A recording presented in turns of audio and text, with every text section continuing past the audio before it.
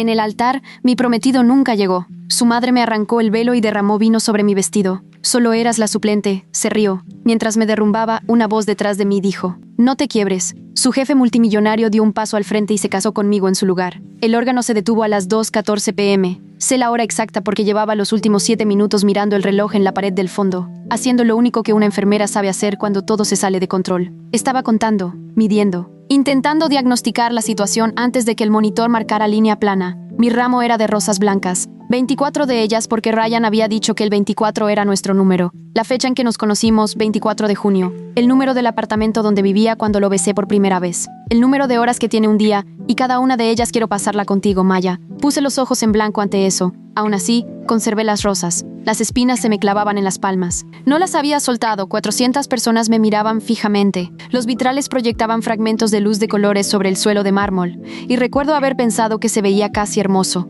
Cómo una iglesia podía convertir incluso una catástrofe en algo luminoso. Las damas de honor detrás de mí se habían quedado tan quietas que ya no podía oírlas respirar. Mi dama de honor principal, Danielle, la doctora Danielle Reyes, cirujana de trauma, certificada como imperturbable bajo presión, se había acercado una vez y me había tocado el hombro. La aparté con un gesto sin darme la vuelta, porque estaba observando la primera fila. Ella estaba sentada con las piernas cruzadas, una copa de vino tinto balanceándose entre 2 dedos como si estuviera en la inauguración de una galería. Margaret Vance, la madre de Ryan, llevaba un vestido plateado, no champán, no marfil, no un discreto gris paloma, plateado, de lentejuelas, con un escote pronunciado y una abertura que subía por la pierna. Un vestido que costaba más que el mío y que decía, en voz baja pero inconfundible: este es mi evento, tú eres la utilería. No había llamado a Ryan. Eso fue lo que me lo dijo todo. Cuando tu hijo lleva 45 minutos de retraso en su propia boda, lo llamas, caminas de un lado a otro, agarras al oficiante del codo, envías a su padrino corriendo al estacionamiento. Haces algo que se parezca a la preocupación. Margaret Vance se sentó en su banco, bebió un sorbo de vino, sonrió a la gente que reconocía y ni una sola vez sacó el teléfono.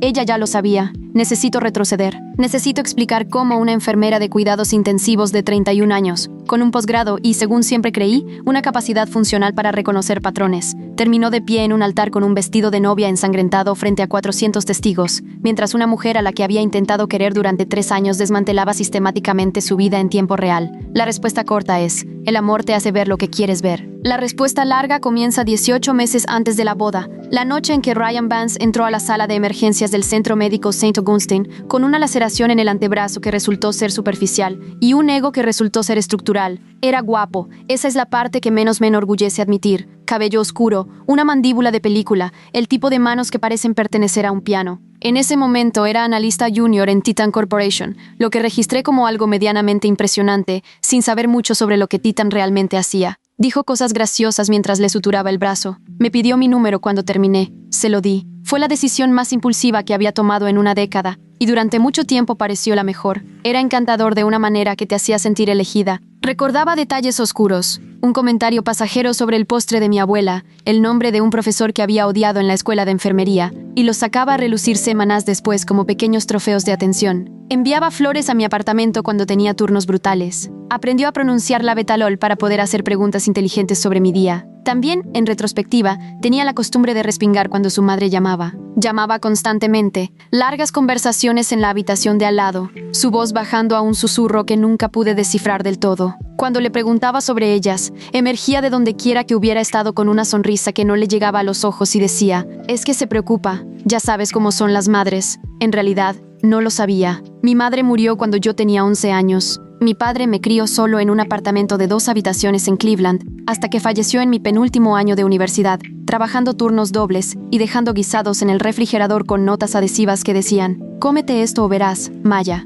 No sabía cómo eran las madres. Le di a Ryan el beneficio de cada duda que tenía. La primera vez que conocí a Margaret Vance fue en una cena que organizó en su casa del Upper East Side, 14 meses después de que Ryan y yo empezáramos a salir. La mesa estaba puesta con una vajilla que costaba más que mi coche. Había otras 2 parejas, ambas de dinero viejo, fluidas en el lenguaje de fundaciones, membresías de juntas directivas y casas de veraneo en lugares en los que nunca había estado. Margaret me sentó en el extremo de la mesa, me sirvió una copa de vino más pequeña que a los demás y pasó la cena dirigiéndose a mí exclusivamente en forma de preguntas. ¿Y qué estudiaste? ¿Y a qué universidad fuiste? ¿Y es cierto que las enfermeras ahora pueden ganar salarios bastante cómodos? Cada pregunta era entregada con una sonrisa que nunca cambiaba. La sonrisa de una mujer que ya había llegado a su veredicto y simplemente estaba documentando su razonamiento. Se lo conté a Daniel después. Escuchó con los brazos cruzados, con su cara de cirujana, y luego dijo: «Huye». Me reí. Me quedé. La proposición de matrimonio llegó 8 meses después, en una azotea con luces de verbena y champán, y Ryan arrodillado con un anillo que luego supe que Margaret había seleccionado y pagado. Dije que sí. Lloré. Llamé a Daniel a medianoche y lloré un poco más. Mirando hacia atrás, puedo rastrear la escalada en intervalos de 3 meses, como la progresión de una enfermedad. 3 meses antes de la boda, Margaret Vance comenzó a meterse en cada decisión de la planificación. Desautorizó a mi florista, reemplazó a mi diseñador de pasteles por el suyo, y tuvo una conversación con el coordinador del lugar a la que no fui invitada, y que resultó en que la distribución de los asientos fuera reestructurada para que mis colegas y amigos de St. Augustine fueran movidos al fondo de la sala. Cuando confronté a Ryan al respecto, dijo: «Tiene buenas intenciones, solo tiene muchas opiniones». Señalé que yo también tenía opiniones. Él dijo: «Maya, por favor, no puedo pelearme con ella por todo». Escuché la palabra puedo y me dije a mí misma que era quiero. Me dije que eran diferentes. 6 semanas antes de la boda, Ryan empezó a trabajar hasta tarde. No era inusual. Había estado ascendiendo rápidamente en Titan y su jefe, Julian Thorne, era el tipo de director ejecutivo que aparecía en revistas bajo titulares como «El hombre que nunca duerme». Había visto a Thorne en un evento de la empresa, una gala de caridad a la que Ryan me había llevado la primavera anterior. Era alto, vestía con discreción, con el tipo de quietud en torno a la cual las habitaciones se reorganizan. Me lo habían señalado desde el otro lado del salón de baile y había pensado: ese hombre parece no haberse sorprendido nunca en su vida. Las noches de trabajo de Ryan no me preocupaban. Lo que me preocupaba era que había empezado a llevarse el teléfono al baño. Una cosa pequeña, una nada. Me dije a mí misma. 2 semanas antes de la boda, escuché una llamada telefónica. Ryan había olvidado que yo estaba en casa. Había vuelto temprano de un turno de noche, en silencio con mi uniforme, y me quedé en el pasillo, fuera de la cocina, mientras él decía, con una voz más baja y cuidadosa que la que usaba conmigo: «Madre, te lo dije, está todo arreglado. Ella no sabe nada». «Sí, sé lo de Sterling». «Lo sé, tendré cuidado». Regresé a la habitación, me senté en el borde de la cama, miré la pared durante mucho tiempo. Sterling. No conocía a nadie llamado Sterling. Me dije a mí misma que había escuchado mal. Me dije que está todo arreglado significaba algo inofensivo, un problema con un proveedor, un conflicto de horarios, un asunto de trabajo. Me dije que la voz cuidadosa era solo Ryan manejando a su madre, como siempre lo hacía. Me dije muchas cosas en esas 2 semanas. Terminé de planificar mi boda. Recogí mi vestido de la boutique. Tuve mi prueba final con Daniel parada detrás de mí en el espejo diciendo: «Dios, Maya, te ves increíble». Y yo devolviéndonos la sonrisa a ambas, como si lo creyera. ¿Qué sucede cuando la habitación se queda en silencio? Se levantó a las 2:21 p.m. Margaret Vance se levantó de la primera fila con la elegancia serena de una mujer que ha esperado este momento específico toda su vida. Alguien le entregó un micrófono. Todavía no sé quién. He repasado este detalle 100 veces y no puedo entender cuándo apareció el micrófono. Y caminó hacia el altar con su copa de vino, su sonrisa y su vestido plateado. Y se enfrentó a 400 personas como si estuviera a punto de dar un brindis. Estaba a 1 metro de ella. No me moví. «Hoy no habrá boda», dijo. La sala contuvo la respiración al unísono. 400 personas. Una sola respiración. Se me trabaron las rodillas. Mis dedos se aferraron con más fuerza a las rosas y sentí una espina hundirse más profundo en mi palma derecha, una fina cuchilla de dolor a la que me aferré porque era real, porque era algo que podía medir. «Mi hijo está al otro lado de la ciudad ahora mismo», continuó, y su voz era vibrante, resonante, una voz entrenada para salones como este, para momentos como este. «Está con Isabella Sterling, una verdadera heredera, una mujer con dinero, con linaje, con un hombre que abre las puertas correctas». Se volvió hacia mí y la sonrisa no vaciló. «Nunca fuiste el destino, cariño. Solo estabas calentándole la cama mientras él ascendía. La suplente», lo dijo como una categoría, como un sistema de archivo. «He estado en salas de emergencia y he visto el momento en que alguien se da cuenta de que está muriendo. Sé cómo se ve cuando la comprensión de una persona sobre su propia vida cambia irrevocablemente sobre su eje. Conozco esa cara, conozco esa quietud. Sé cómo el cuerpo intenta rechazar la información. Lo sé porque yo puse esa cara. Me quedé así de quieta. Mi cuerpo lo intentó. Y este vestido se acercó y agarró mi velo. Una pieza de encaje francés hasta el suelo que Daniel y yo habíamos pasado 2 sábados buscando. Lo agarró por la peineta, donde estaba sujeto a mi cabello. «¿Blanco? ¿En serio?» Me lo arrancó de la cabeza. La peineta me rasgó el cuero cabelludo. Lo sentí. Una línea de dolor nítida y limpia. Y luego el cálido avance de la sangre en la línea del cabello.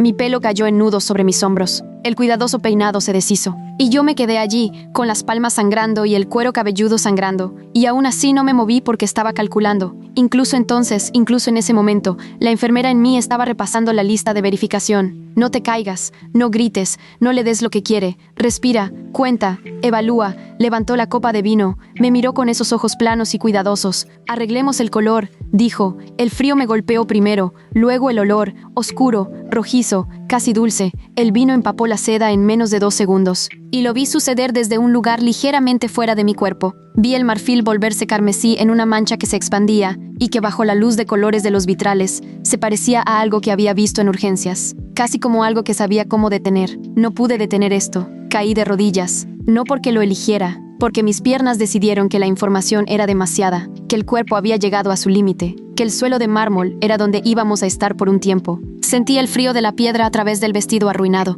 Y miré el suelo y pude oír a la gente reír, risas de verdad, desde algún lugar en la parte de atrás, brillantes y despreocupadas. Y recuerdo haber pensado, este es el peor momento de mi vida y a alguien en esta sala le parece divertido. El vino me goteaba de la barbilla. 400 personas. Una de ellas había sacado su teléfono. Podía ver el pequeño rectángulo de luz en el borde de mi visión. Regresa a tus cómodos, enfermera. Y entonces lo oí. Pasos. Ni apresurados ni corriendo. Deliberados. Talón punta. Medidos. Los pasos de alguien que había decidido exactamente lo que estaba haciendo y no iba a ser apresurado al respecto. El sonido atravesó el ruido ambiental de la sala, de la misma manera que un tono claro atraviesa la estática. Clic, clic, clic. Cada paso aterrizaba como un veredicto. Las risas cesaron. No sé si fueron los pasos o la temperatura, pero sentí que la habitación cambiaba. He trabajado en trauma durante 6 años. Sé lo que se siente cuando un espacio pasa del caos al orden, porque alguien con autoridad ha entrado en él. Sentí ese cambio antes de verlo. Julian Thorne se agachó a mi lado sobre el mármol empapado de vino.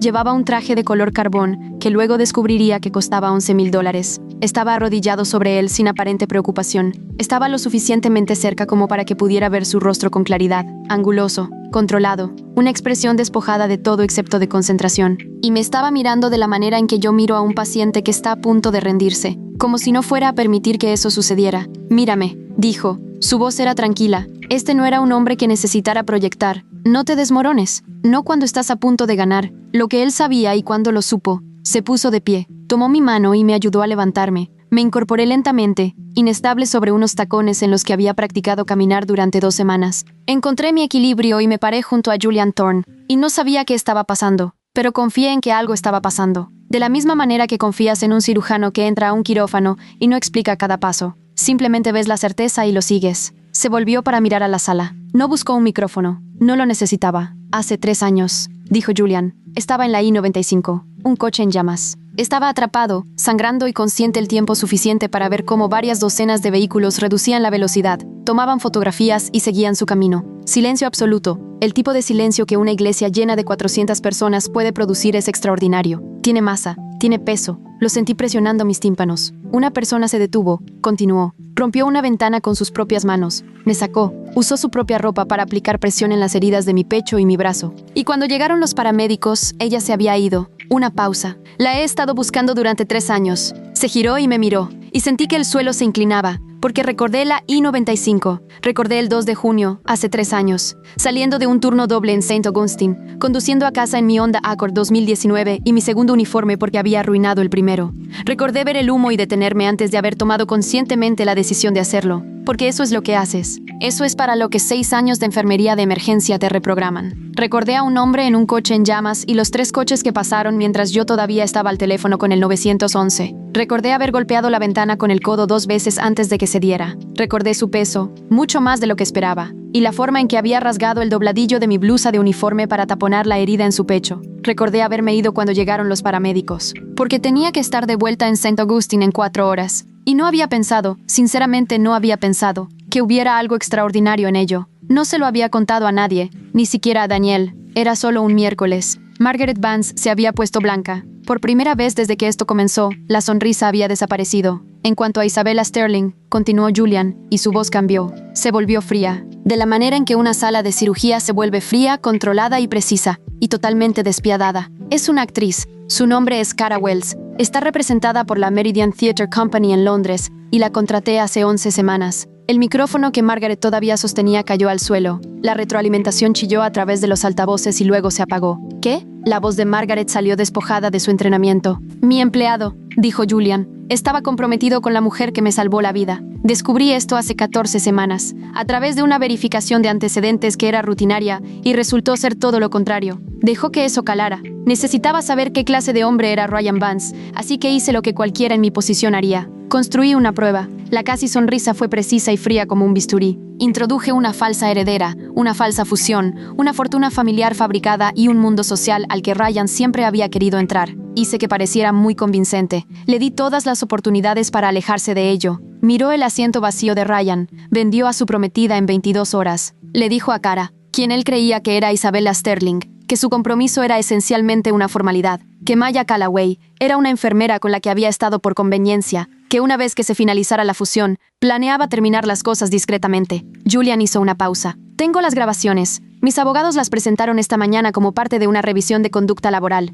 El puesto de Ryan Vance en Titan Corporation fue terminado a las 9 a.m. de hoy. El murmullo que recorrió la sala fue bajo y constante, como una marea subiendo. Señora Vance, los ojos de Julian la encontraron. Creo que usted estaba al tanto del arreglo con la señorita Wells. Creo que coordinó con su hijo para asegurarse de que Maya estuviera en este edificio, con este vestido, disponible para ser humillada frente a tantos testigos como fuera posible. Mi equipo legal se pondrá en contacto. Margaret Vance se sentó. Las puertas del fondo de la iglesia se abrieron de golpe. Ryan Vance bajó por el pasillo corriendo, con la corbata torcida, la camisa desfajada, un zapato ligeramente desatado, respirando de la manera agitada de un hombre que ha corrido varias manzanas de la ciudad y no puede entender por qué el mundo se ha reorganizado en su ausencia. Se detuvo en seco cuando me vio, cuando vio a Julian a mi lado, cuando leyó la sala, y lo vi leerla. Vi sus ojos moverse rápidamente sobre los invitados congelados, y su madre con la cara pálida, y el mármol empapado de vino y yo. Y lo vi empezar a calcular. Esa es la parte que quiero que entiendan. Esa es la parte que repito en mi mente. No estaba calculando lo que le pasó a Maya.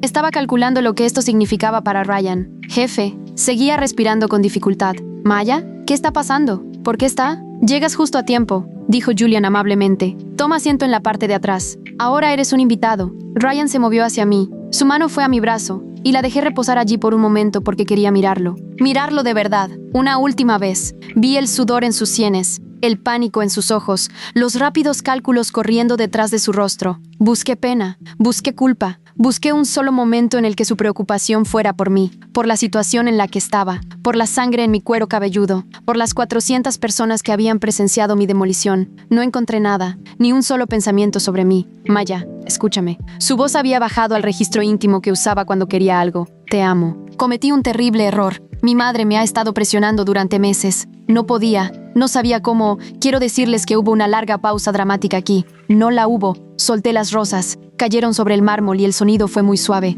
Me volví hacia Julian. Me estaba observando con esa misma quietud enfocada, sin guiarme, sin actuar, solo presente, esperando. Lo agarré por las solapas y lo besé. Quiero ser honesta sobre esto. No fue planeado, no fue estratégico. Fue la acción de una mujer a la que se le acababan de consumir en una sola tarde todos los instintos cuidadosos y medidos que había suprimido durante 3 años. Y lo que quedó debajo fue alguien que ya no estaba dispuesta a ser cuidadosa. Fue impulso, fue furia, fue algo que no puedo explicar completamente y por lo que nunca me he disculpado. Se congeló. Por medio segundo, una respiración, se quedó completamente quieto. Y luego sus brazos me rodearon y me sujetó con la firmeza de alguien que no se iba a ir a ninguna parte. Y la iglesia estaba en absoluto silencio. Y oí a Ryan hacer un sonido detrás de mí que estaba en algún lugar entre mi nombre y una pregunta. Cuando me aparté, me volví hacia el oficiante. Era un hombre amable, el padre Gregory Chen, que había oficiado bodas en esta iglesia durante 22 años. Nos miraba a mí y a Julian con una expresión de profunda incertidumbre eclesiástica. Acepto, dije.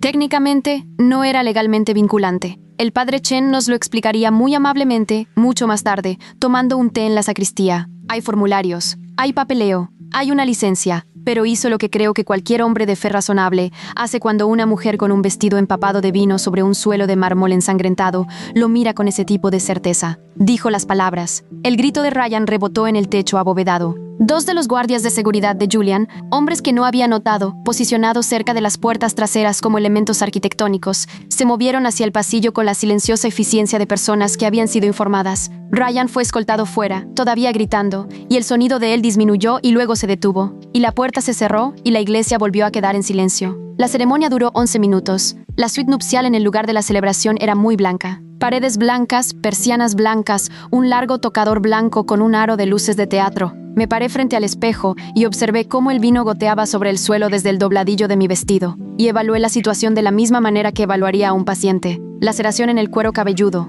menor, palmas, heridas punzantes superficiales por espinas, vestido, pérdida total. Yo, intacta, estaba temblando, mis manos no paraban. Las apreté contra mis muslos y respiré por la nariz, exhalé por la boca, el ritmo que enseño a los pacientes con dolor. Daniel fue la primera en entrar. No dijo nada, que es una de las cosas que más amo de ella. Simplemente se sentó a mi lado en la chaise longue y puso su mano sobre la mía, y nos quedamos así un rato. Luego dijo, entonces, Julian Thorne, lo sé, dije. Quiero decir, Maya, lo sé. Se arrodilló sobre mármol en un traje de $11,000, Daniel, por ti. Hubo un golpe en la puerta. Ella la abrió. Julian estaba afuera sosteniendo un portatrajes, sereno y correcto como si las últimas 2 horas hubieran sido una reunión de junta directiva con leves incidentes. Hay una recepción, dijo. 270 de los 400 invitados todavía están en el edificio. Los del catering continúan. La banda empezó hace unos 10 minutos. Hizo una pausa. No quería presumir, pero pensé que podrías querer una alternativa. Me tendió el portatrajes. Lo abrí. Rojo carmesí,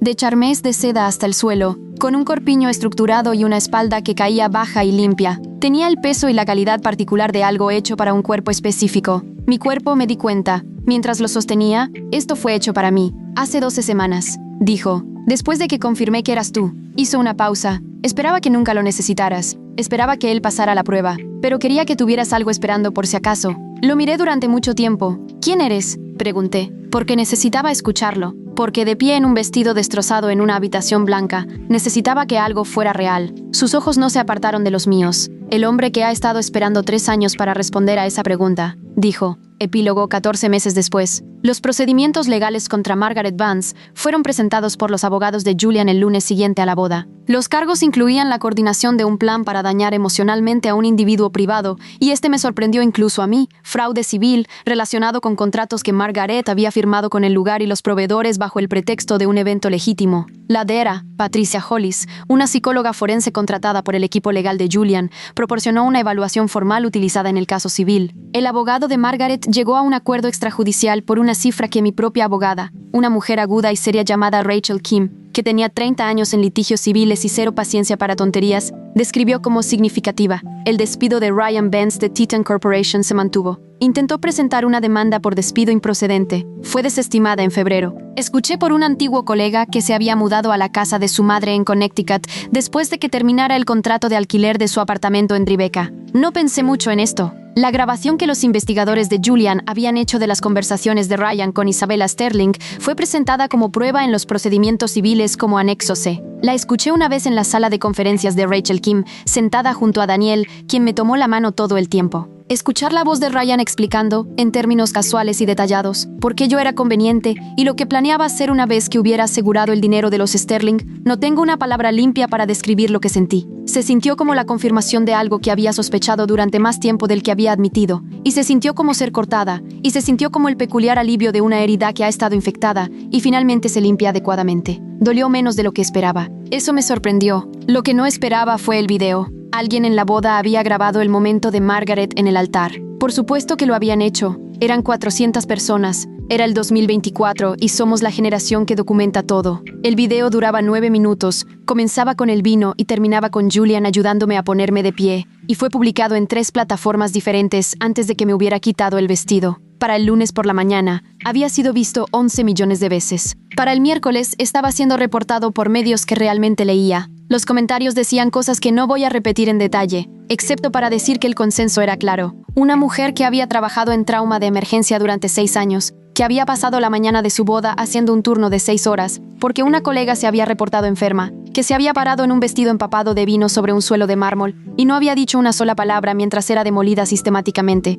Esa mujer decidió Internet. Se había ganado lo que viniera después. Julian y yo nos casamos correctamente, legalmente, un martes de octubre en un juzgado del Bajo Manhattan, con Daniel como mi testigo y el director financiero de Julian, un hombre seco y brillante llamado Harold Marsh, como el suyo. Fuimos a cenar después a un restaurante que no requería reservación, porque Julian, resultó tenía un acuerdo discreto con el maitre de la mayoría de los restaurantes en un radio de 12 manzanas. Llevé un vestido azul marino y zapatos planos y comí pasta. Y en algún momento de la noche, me reí de algo que dijo, algo seco e inesperado, y vi cómo su expresión cambiaba de una manera que no había visto antes, algo aflojándose, una tensión contenida liberándose, como un hombre que había estado ligeramente inseguro, y ahora ya no lo estaba. ¿Qué? Dije. Nada, dijo él. Dime. Me miró desde el otro lado de una pequeña mesa de restaurante, con la misma firmeza con la que me había mirado desde el otro lado de un suelo de mármol empapado de vino. He estado esperando escuchar eso, dijo. La risa. No estaba seguro de haberlo hecho bien. Lo miré. ¿Haber hecho qué bien? El vestido, el restaurante, todo. Hizo una pausa. Eres más difícil de leer que la mayoría de la gente. Es una de las cosas que yo... Se detuvo. Julian Thorne, director ejecutivo de una corporación de $13,000 millones, se detuvo a mitad de una oración y pareció brevemente, genuinamente, inseguro, de una manera que hizo que algo en mi pecho doliera de cariño. Quería que esta noche fuera perfecta, dijo finalmente, para ti. Pensé en el hombre que me había investigado a partir de un informe de accidente de coche, que había construido una trampa para una prueba que nunca supe que estaba fallando, que se había arrodillado sobre mármol en un traje de $11,000 y había dicho, no te desmorones, no cuando estás a punto de ganar. Pensé en todas las formas en que puedes ser vista y todas las formas en que puedes ser invisible, y la enorme y desorientadora diferencia entre las dos. Es perfecta, dije. Todavía trabajo en St. Augustine. Esto sorprende a la gente. Preguntan por qué y les digo que porque soy buena en ello, porque importa, porque al trabajo no le importa con quién te fuiste a casa anoche o cómo se ve tu cuenta bancaria o si tu vestido se arruinó en tu propia boda.